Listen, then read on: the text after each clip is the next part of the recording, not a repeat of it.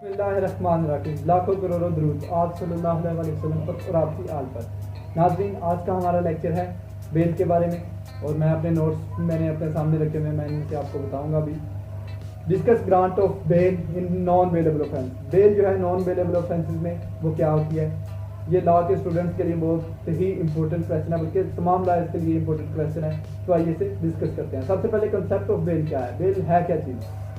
तो bail is a release of a person from the custody of police, ठीक है, and delivery into the hands of surety.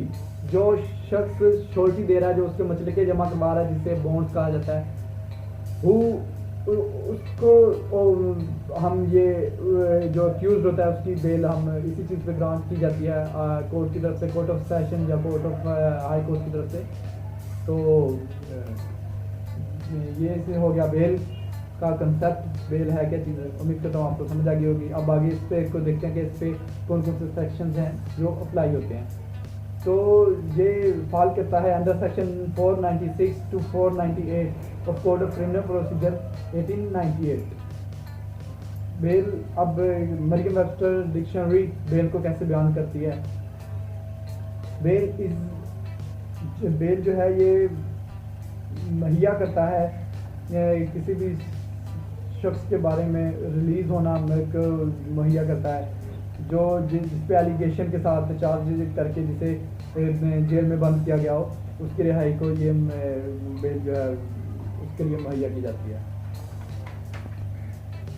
और bell एक बात मेरी यहाँ पे आप याद रखें, बेल हमेशा श्योरिटी पे ही होती है। जो शख्स जो है पकड़ लिया गया होता है, गिरफ्तार होता है, अक्यूज होता है, उसके लिए श्योरिटी जो है वो पहले दी जाती है, फिर बेल जो है पॉसिबल होती है। केस लॉ डेफिनेशन क्या है बेल की। 2008 सुप्रीम कोर्ट मंथली रिव्यू 182 जनवरी, उसमें ये कहा गया था कि बेल जो है ये एक डिस्क्रिशनरी रिलीफ है कोर्ट का, जो दिया जाता है अक्यूज को बाय कोर्ट। कोर्ट अब कौन सी हो सकती है, हाई कोर्ट भी हो सकती है, कोर्ट ऑफ सेशन भी हो सकती है। अब cases for grant of bail कौन से हैं। बेल जो है दो तरह के केसेस में ग्रांट की जाती है कोर्ट की तरफ से। एक होते हैं बेलेबल ऑफेंसेस और एक होते हैं नॉन बेलेबल ऑफेंसेस। आज हम डिस्कस करेंगे यहाँ पे नॉन बेलेबल ऑफेंसेस को, कि नॉन बेलेबल ऑफेंसेस में बेल कैसे ली जाए। आज हमारा जो मेन मुद्दा है, मेन लेक्चर है, वो इसी पे है। तो आ जाते हैं कि बेल कैसे ली जाए नॉन बेलेबल ऑफेंसेस में। Non bailable offence is an offence which shown as non-bailable in the column schedule, second schedule, ठीक है, of code of criminal procedure में ये इसे बयान किया गया है नॉन बेलेबल ऑफेंसेस के बारे में कि ये किस तरह के हैं। बाकी मैं आपको आगे मजीद भी बताता हूँ कि क्लासिफिकेशन इसकी क्या है नॉन बेलेबल ऑफेंसेस की। इसकी दो तरह की क्लासिफिकेशन होती है नॉन बेलेबल ऑफेंसेस की। फर्स्ट ऑफ ऑल कौन सी है जी, वो आ जाती है नॉन बेलेबल ऑफेंसेस जो प्रोहिबिटरी क्लास में आ जाते हैं। दूसरी कौन सी है, नॉन बेलेबल ऑफेंसेस जो फॉल नहीं करते प्रोहिबिटरी क्लास में, वो वाले। मतलब अगर मैं इसे इंग्लिश में आपको ज़्यादा अच्छे से डिफाइन कर पाऊंगा, non bailable offences falling in prohibitory class, non bailable offences not falling in prohibitory clause. ये इसकी दो किस्में हैं जी नॉन बेलेबल ऑफेंसेस में। व्हाट इज प्रोहिबिटरी क्लॉज, अब इसको मैं मजीद आगे डिफाइन करने लगा हूँ। प्रोहिबिटरी क्लॉज को सेक्शन 497 में डिफाइन किया गया है ऑफ CRPC 1898 में। वेयर ऑफेंस इज पुनिशेबल, जहाँ पे जो जुर्म है उसमें सजा हो, कौन सी सजाए मौत, उम्र कैद या कैद हो 10 साल की, वो जो है वो प्रोहिबिटरी क्लास कराएंगे।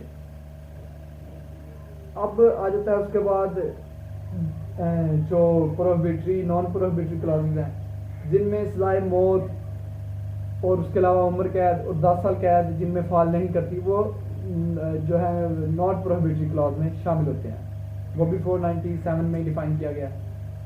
अब आ जाए bail for offence for falling in prohibitory clause में।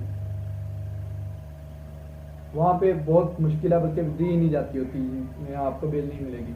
लेकिन जो bail for offence not filing in prohibitory clause है, उनमें जो बेल मिलती है उन्हें हम डिस्कस करेंगे। द ग्रांट जो बेल है is a rule and refusal is an exception to general rule. Bail जो है वो एक जनरल रूल है और इसका जो इनकार है वो एक एक्सेप्शन है जिस पे जनरल रूल पे। लेकिन इसके साथ मैं आपको जो इम्पोर्टेंट चीज़ बता दूं, बेल को कोई भी as a fundamental right claim नहीं कर सकता। बेल जो है ये एक डिस्क्रिशनरी पावर होती है कोर्ट की, चाहे आप हाई कोर्ट में हैं चाहे आप कोर्ट ऑफ सेशन में हैं, ये कोर्ट की डिस्क्रिशनरी पावर है। वो चाहे बेल दे दे, वो चाहे इनकार कर दे, लेकिन वो इसके सर्कमस्टेंसेस जो हैं, इसके सारे केस है, इसके फैक्ट्स और लॉ हर चीज़ को वो, और उसके जो अक्यूज ने जो क्राइम किया है उसकी नोयत को देखते हुए वो ग्रांट करती है बेल, अदरवाइज रिफ्यूज भी कर देती है।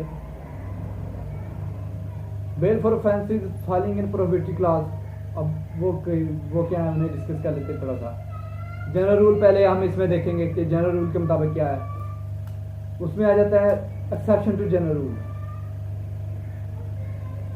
ऐसे केसेस जो जिन पे एक्सेप्शन आ जाती है। In following cases bail shall be granted as exception, जो जहाँ पे मौत सजा हो, उम्र कैद सजा हो, 10 साल कैद सजा हो, उनमें कौन कौन से होते हैं जिन्हें बेल जो है एज ए एक्सेप्शन मिल सकती है। ऐसे बच्चे जिनकी उम्र 16 साल से कम है उन्हें बेल मिल सकती है कोर्ट से।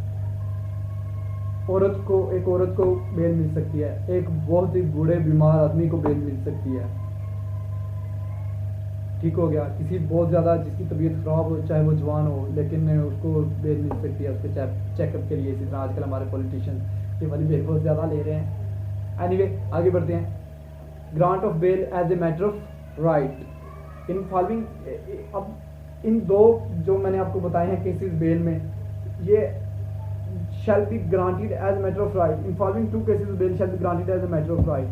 कौन कौन से दो केसेस हैं जिनमें as a matter of right जो है बेल ग्रांट की जाएगी। केस ऑफ फर्दर इंक्वायरी, जहाँ पे अभी फर्दर इंक्वायरी होनी हो वहाँ पे आप बेल जो है एज ए फंडामेंटल राइट आप हासिल कर सकते हैं। Case of reasonable doubt, there is a reasonable doubt that accused is not guilty of a non bailable offence, वहाँ पे भी आप इसे ले सकते हैं। एग्जीक्यूशन ऑफ बॉन्ड, मतलब आपको जो मैंने आपको पहले बताया कि आपको बॉन्ड जो है, श्योरिटी जो है आपको मछली के जिसे हम अपनी उर्दू ज़ुबान में कहते हैं, वो आपको जमा करवाने होंगे कोर्ट में। मैटर जो है to be considered for granting bail, bail के देने के लिए जो है अपना मैटर जो है उसे कंसिडर करेगी एज ए डिस्क्रिशनल पावर है ये कोर्ट की, वो उसे देखेगी जांच पड़ताल के बाद वो इसकी जो है वो बेल दे देगी। जैसा कि पाकिस्तान लॉ डाइजेस्ट 1995 में सुप्रीम कोर्ट 34 में ये बताई गई हैं इसकी 3 किस्में, जहाँ पर जो है बेल जो है वो आपको ग्रांट नहीं की जाएगी। कौन कौन सी, जिन्हें अब मैं आपको बताने लगा हूँ, गौर से सुनिएगा। जहाँ पे अक्यूज़ के भाग जाने का खतरा हो, जहाँ पे अक्यूज़ के जुर्म को दोबारा रिपीट करने का खतरा हो, जहाँ पे हो कि वो अक्यूज़ जो है वो एविडेंस के लिए नुकसान टेम्पर देगा, उसे एविडेंस को टेम्पर करेगा, वहाँ पे भी बेल जो है वो कोर्ट आपको ग्रांट नहीं करेगी। लेकिन ये चीज़ें कोर्ट जो है बेल जब रिजेक्ट करती है वो ये अपने रीज़न जो है रिजेक्ट करने के रीज़न वो डिफाइन करेगी। और उसके अलावा where danger of offence being repeat, ये मैंने आपको पहले बता भी दिया, एक बार फिर मैंने दोहरा भी दिया है। तो ये सारे आज के थे जी।